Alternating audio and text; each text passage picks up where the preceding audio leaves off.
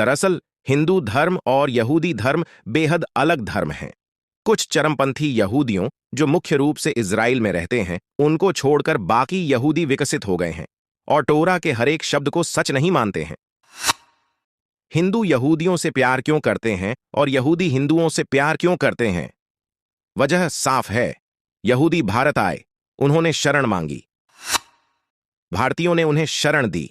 यहूदी हमारे देश में एकीकृत हुए, अपनी परंपराओं को बनाए रखते हुए हमारी परंपराओं का सम्मान किया। उन्होंने भारतीय सांस्कृतिक मूल्यों को कमजोर नहीं किया या अपने मूल्यों को हमारे मूल्यों से श्रेष्ठ नहीं बताया। उन्होंने भारत को अपना घर बनाया और किसी विशेष अधिकार की अपेक्षा किए बिना समाज में भाग लिया। भारत में यहूदी विरोध नहीं होता है, खासकर हिंदुओं द्वारा। यहूदियों के लिए भी यही सच है, जो ईरान से इस्लामी उत्पीड़न से भागकर भारत आए थे। हिंदुओं और यहूदियों दोनों ने भारत में योगदान दिया और हमारे राष्ट्र को समृद्ध किया। दूसरी ओर मुस्लिम और ईसाई आक्रमणकारी पुर्तगाली और ब्रिटिश हमारी भूमि का शोषण करने और हमारी संस्कृति को बदलने और नीचा दिखाने के लिए भारत आए और इसे पूरी तरह से पृथ्वी के चेहरे से मिटा देना चाहते थे।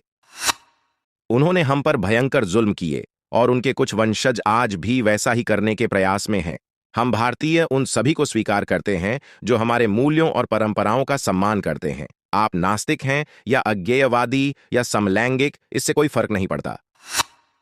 हमारे भारतीय धर्म जैसे हिंदू धर्म, बौद्ध धर्म, जैन धर्म और सिख धर्म अहिंसा को एक महत्वपूर्ण सिद्धांत मानते हैं।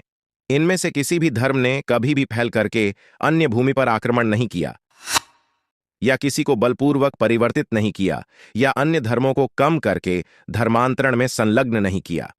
नई दिल्ली में यहूदा हायम सिनेगॉग के रब्बी मालेकर ने कहा, भारत एक बहुत ही सहिष्णु राष्ट्र है। यहूदियों ने इस देश में कभी किसी उत्पीड़न का सामना नहीं किया है।